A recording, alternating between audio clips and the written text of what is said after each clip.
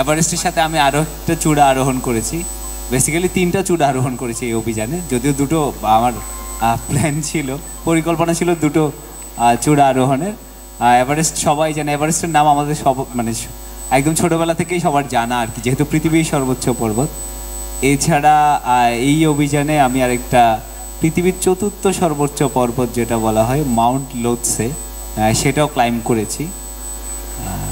Luckily অ্যাক্লামাটাইজেশন বলে একটা শব্দ আছে পর্বতারোহণে, অতি উচ্চতার সাথে খাপ খাওয়ানো, শুধু অতি উচ্চতা না, অতি উচ্চতা এবং কম তাপমাত্রা দুটোর সাথে খাপ খাওয়ানো। তো ওটা করতে গিয়ে মাউন্ট লোবুচে ইস্ট বলে একটা মাউন্টেন 6119 মিটার, সেটাও ক্লাইম্ব করার সুযোগ হয়েছে। তো যাই করেছি আসলে আর কি, দেশের পতাকাটাকে আমি যে চূড়াই উঠছি প্রথম যে জিনিসটা ব্যাকপ্যাক থেকে বের করছি সেটা আমার দেশের পতাকাই আর কি।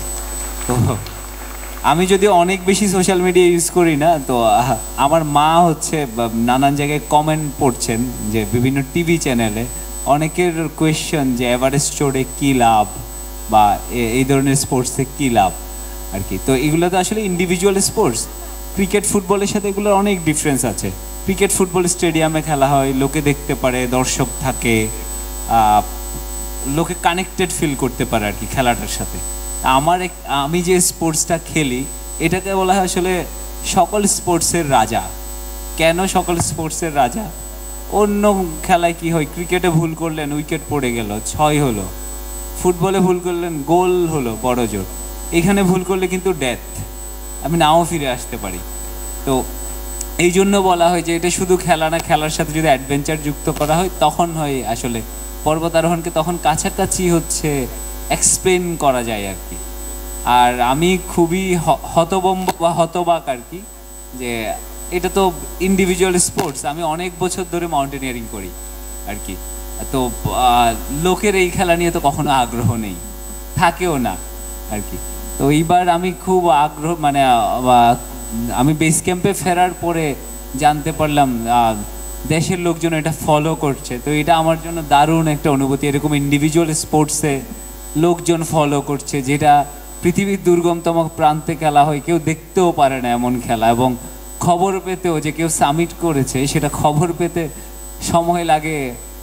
এখন হয়তো প্রযুক্তির জন্য একটু সহজ হয়ে গেছে, ওয়াকি টকি বা এগুলো আছে, সেটা খবর পেতেও মুশকিল আর কি।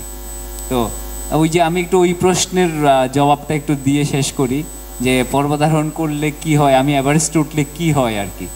তো আমি যখন কোনো পর্বত চূড়ায় উঠি, যে পৃথিবী সেটা সর্বোচ্চ চূড়াই হোক, তো সেটার সাথে তো আমার দেশটাও একটু করে উপরে ওঠে আমার সাথে সাথে।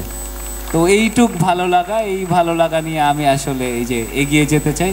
সবাইকে অনেক ধন্যবাদ। আর যেহেতু ইয়তরা আছে, ইয়তরা আমি চাই এই ধরনের স্পোর্টসে আসুক। আমরা সবসময় হয়তো ফুটবল ক্রিকেট নিয়ে খুব মাতামাতি করি, ইন্ডিভিজুয়াল স্পোর্টসে আমাদের ভবিষ্যৎ খুব ভালো। স্বাভাবিকভাবে আমরা জাতিগতভাবে একটু শারীরিক দিক দিয়ে দুর্বল, আসলে ওইভাবে চিন্তা করলে এটার একটা আবার ব্যাপারও আছে যে আমাদের জমিগুলা খুব উর্বর, ফার্টাইল ল্যান্ড, কোনো রকম বীজ ফেললে গাছ উঠে যাচ্ছে, জাল বা বড়শিটা নিয়ে হচ্ছে কোনো রকম নদীর কাছে গেলে, অসংখ্য নদী গেলেই মাছ পেয়ে যাচ্ছি, প্রোটিন পেয়ে যাচ্ছি। তো এই জন্য হয়তো অনেকটাই দুর্বল, কিন্তু সেই দিনটা আর নেই। আমাদের ছেলে পেলে এক্সট্রিম স্পোর্টসে খুব ভালো করছে। আপনারা দেখবেন ইন্ডিভিজুয়াল যত স্পোর্টস আছে, সে আর্চারি হোক, ফেন্সিং হোক, সে আয়রন ম্যান হোক, রানিং হোক, খুব ভালো করছে। আমি এক্সপেক্ট করব এখানে অনেকে আছে যারা বাংলাদেশের ইয়ুথকে রিপ্রেজেন্ট করে, তারা এই ধরনের স্পোর্টসে আসবে এবং দেশটাকে আপনার হাত ধরে একটু করে হলেও দেশটা এগিয়ে যাক, এইটুকুই প্রত্যাশা। ধন্যবাদ সবাইকে।